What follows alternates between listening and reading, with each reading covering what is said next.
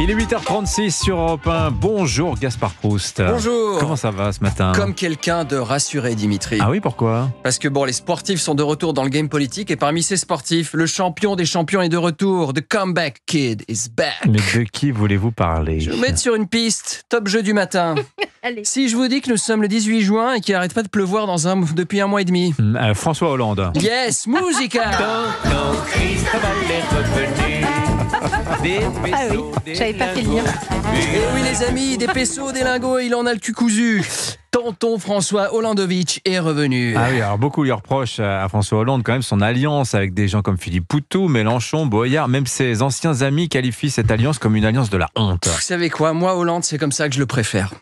Au fond, vous savez à qui il me fait penser ? Ben non, dites-moi. C'est ces mecs qui font du base jump.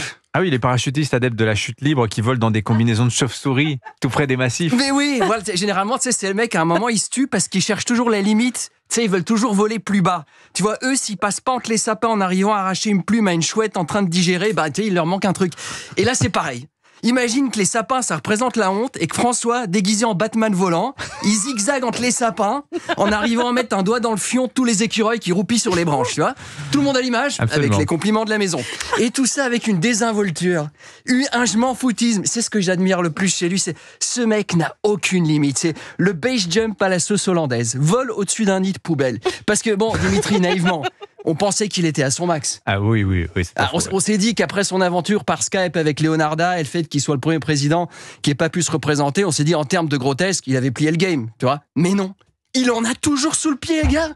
Lui qui a déclaré que le pays était au bord de la partition, il s'acoquine avec un mouvement qui va présenter Poutou, donc anti-flic notoire, dans la Circo où Beltrame a donné sa vie. Franchement, c'est plus de la politique. C'est de l'art contemporain. Là, je veux dire, à part, qu'est-ce qu'il peut faire de plus ? Je veux dire, à part se clouer les testicules sur un capot de RS4 avec un t-shirt Justice pour Naël, franchement, je vois pas. Ah oui, à ce point-là. Ah ben tout ça avec une bonhomie, une légèreté, tu sais, cet éternel sourire de ravi cotorep des Alpes en train de chercher son chemin entre les rayons d'une grande surface, tu sais, là. Toujours très à l'aise, qui regrette jamais rien, content de sa vie, de son œuvre. Et au fond, ça ne vous rappelle rien ? Il n'y aurait pas un petit gène de Macron ? Après papa chanteur, papa Dark Vador ? Vous trouvez, vous ? Au fond, quand tu regardes Macron, c'est qui ? C'est Hollande avec un coach sportif. Hein ? Mais bon, assez de compliments et d'enthousiasme. Je suis quand même un peu inquiet pour nos diodos de la politique. Mais pourquoi ? Vous avez vu sa déclaration à Tulle ? Non, enfin oui, allez-y, vous avez sans doute remarqué, quand il était à son sommet en 2012, comme tous les champions, tu vois, il était affûté et sec. Ah oui. Tu vois, c'était Ken de Tulle, tu vois. Alors, quand je dis affûté et sec, comprenez-moi bien, hein, plutôt qu'un excès de crossfit, faut être honnête, hein, il faisait plus penser à un type qu'on aurait oublié pendant un mois dans un sauna avec le thermostat mis à fond. Tu vois, en 2012, François Hollande, c'était pas le frère jumeau de Florent Manodou, tu vois, c'est Non. plus qu'un champion du monde de natation, on était sur un champion du monde du lancer de cochonnet en eau libre. Et quand tu vois sa déclaration à Tulle, tu te dis, mais où est passé le Bruce Lee corésien qu'on avait connu, quoi. Quand je l'ai vu arriver faire sa déclaration, la première chose que je me suis dit, mais vu ce qu'il a repris, est-ce bien raisonnable pour lui de retourner à la gamelle ? Ah oui ? Non, mais je pense à sa santé. Alors, je sais pas pourquoi, c'est-à-dire, ça me fait penser à un truc. À une époque, à la maison, on avait un labrador qu'on avait fait castrer. Et vous le savez peut-être, Dimitri, quand tu fais castrer un chien ou un chat, d'ailleurs, ça a toujours tendance à prendre du poids. Assez vite, ouais, Hein ? c'est vrai. Tu vois, alors très vite, tu transformes le bite du chien en serpillière. Tu vois, il est là, à le traîner au sol. Et alors, sans doute, il y a sans doute Émeric Caron qui nous écoute. Hein, on est 5 minutes philo. Quand je dis castrer, on a fait une castration biologique. C'est une castration biologique ? Oui, c'est-à-dire que plutôt que de lui couper les testicules, on l'a fait cohabiter avec une chienne pour le cadrer. Alors, on avait pris une chienne assez sympa, hein, pas de la même race, c'était un Rottweiler.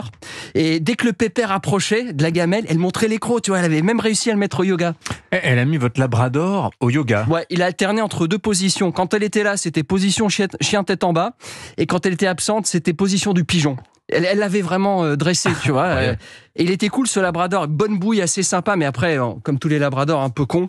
Quoi, c'est con, un labrador ? Vous savez pas ce qu'on dit dans le milieu du canicross, hein. Un labrador, c'est un golden qui a échoué au bac. Alors, je parle du bac actuel, évidemment. Et puis, quand la Rottweiler s'est barrée, parce qu'à un moment, pas avec Pépère, ça a marché. Il est triste, il a recommencé à compenser par la gamelle. Enfin, pour revenir à François Hollande, oui. Pardonnez-moi pour cette digression qui n'a vraiment aucun rapport.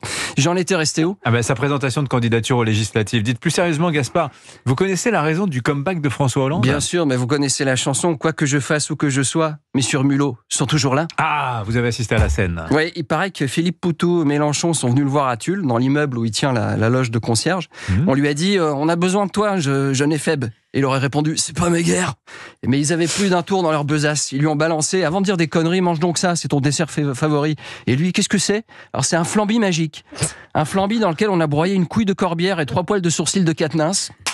Il s'est redressé, il a dit, Lénine Robespierre, que trépasse si je faiblisse. À demain. Merci Gaspard Proust. Je vous en prie, on est en retard, alors on avance.